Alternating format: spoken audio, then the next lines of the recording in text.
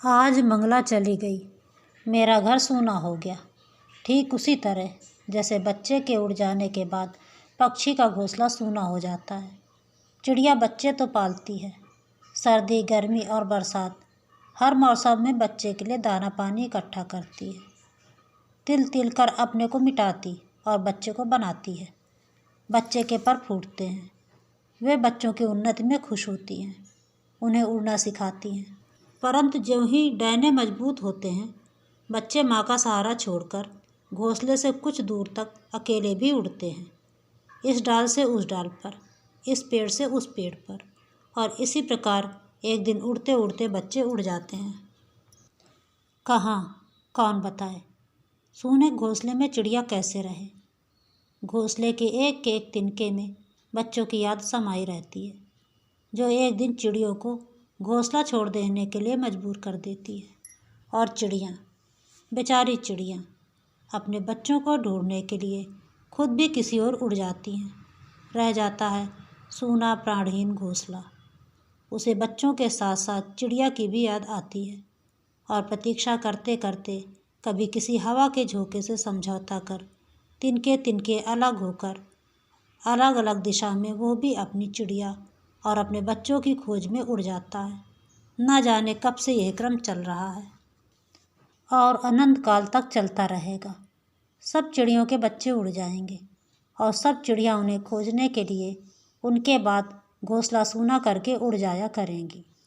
पर बेटी को विदा करके माँ क्या करे। वह तो बेटी के साथ ससुराल नहीं जा सकती और ना ही घर छोड़ सकती है। जिस घर को एक एक चीज़ में मंगला की याद समाई है, एक एक फूल पत्ती में वह दिखती है, उसी घर में आज मंगला नहीं है और मैं हूँ, और फिर मंगला जैसी लड़की।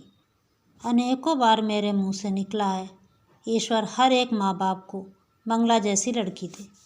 वह तो केवल मेरी लड़की ना थी, मेरी सब कुछ यही थी। मेरी माँ, मेरी गुरु, मेरी मित्र, और इसके बाद भी मेरी बच्ची। आज भी वह उतनी ही बच्ची है, परंतु उसके साथ साथ ज्ञान और शिक्षा के ऊंचे स्तर पर पहुँच का भी अभिमान उसे छू नहीं पाया है। वह अपनी परीक्षा के दिनों में भी घर का मेरा प्रायः सभी काम करने के बाद पढ़ने बैठती थी, और आज मेरी मंगला चली गई है। ईश्वर उसे खुश रखे। मुझे ऐसा लगता है और बार बार मन में एक तूफान सा उठता है कि यह जो मंगला का बिछोह मुझे इतना खल रहा है, तो क्यों? इस बिछोह का सृजन तो मैंने अपने ही हाथों से किया है। मंगला तो विवाह की इच्छुक ना थी। वह बार बार मुझसे यही कहती रही, अपनी गोद से तुम मुझे अलग ना करो अम्मा। मैंने तुम्हें पढ़ा लिखा कर इतनी बड़ी बनाया है, तुमने अभी तक मेरे लिए कष्ट उठाया है, अब अपनी सेवा का अवसर दो। और मैं मंगला के विवाह के लिए बड़ी उत्सुक थी। अपनी बेटी को योग्य साथी के साथ विवाह करके निश्चित होना चाहती थी।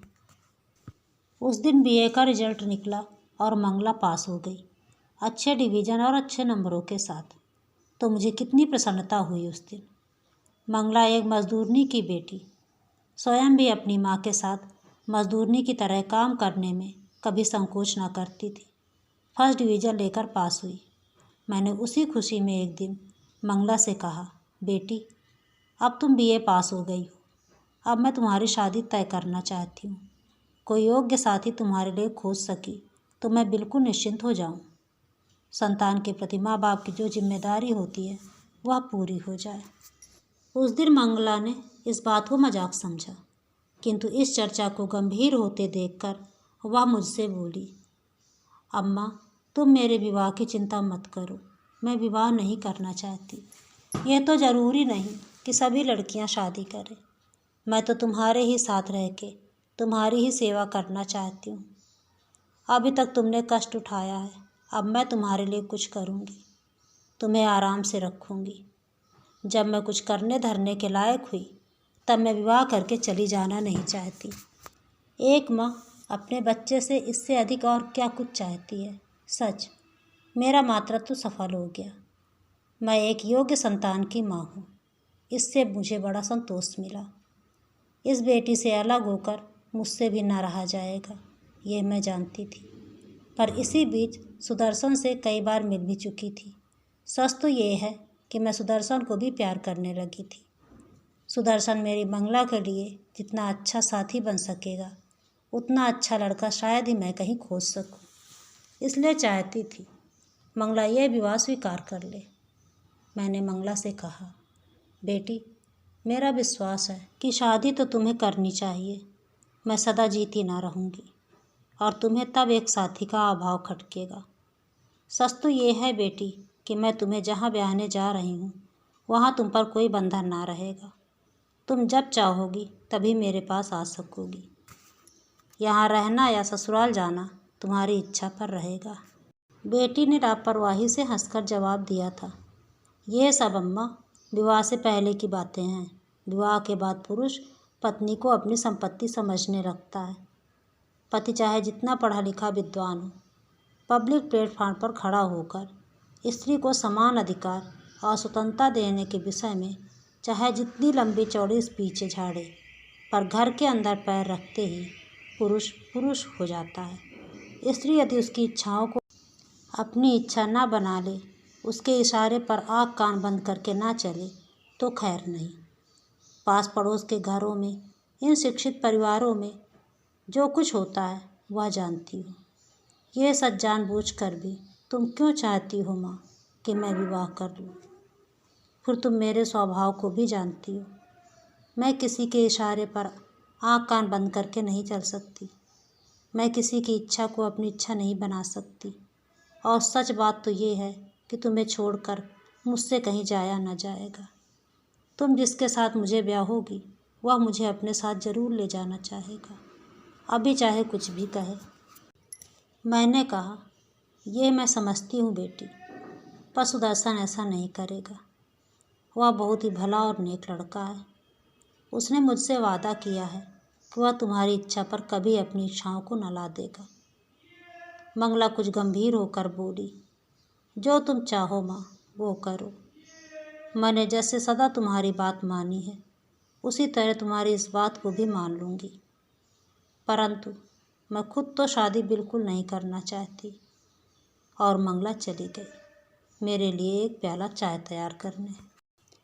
मैं बड़ी देर तक मंगला की बातों पर विचार करती रही और मेरी आँखों के सामने अतीत के ना जाने कितने दुख चित्र खिंच गए। सोचा, नहीं, मंगला की इच्छा के विरुद्ध उसका विवाह ना करूँगी। कल मैं सुदर्शन से साफ साफ कह दूँगी।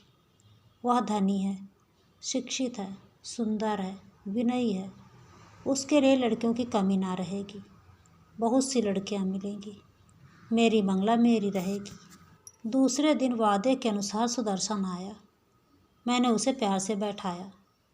उसे देखते ही मेरा विवाह न करने का निश्चय कुछ हिल सा गया, परंतु मैं संभली।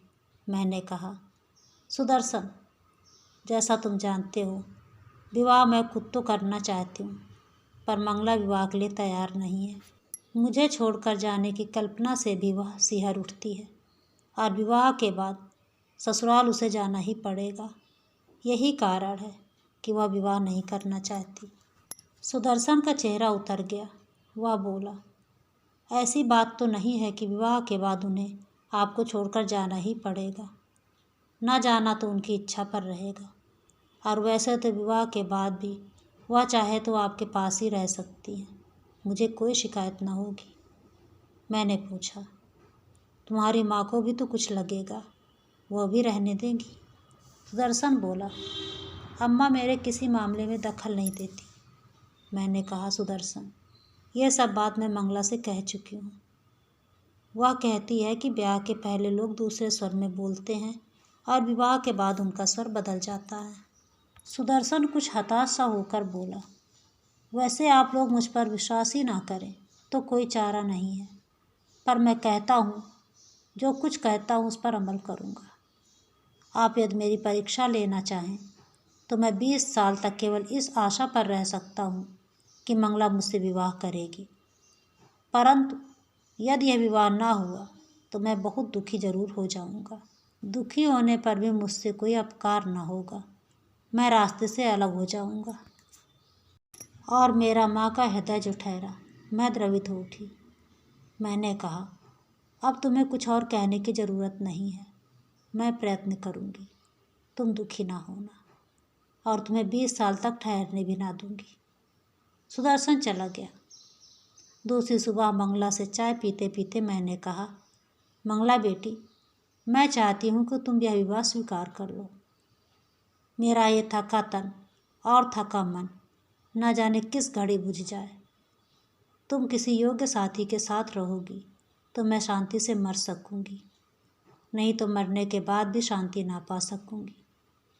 और मंगला, मेरी मंगला ने कहा, जिसमें तुम्हें शांति मिले माँ, उसी में मेरा सुख है, तुम जो चाहे करो। फिर इस प्रकार विवाह तय हुआ और हो गया।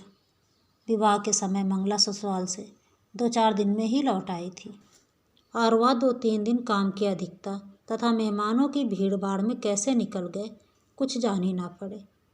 पर आज तो ये सूना सूना सा घर काट खाने को मुँह बाय खड़ा है। हर पेड़, पत्ती, फल, जिधर आँख उठाती हूँ हर जगह मंगला ही मंगला। मंगला के अतिरिक्त और कुछ सूझता ही नहीं। सोचती हूँ यदि मैं भी चिड़िया होती तो अपनी मंगला की खोज में किसी तरफ उड़ जाती।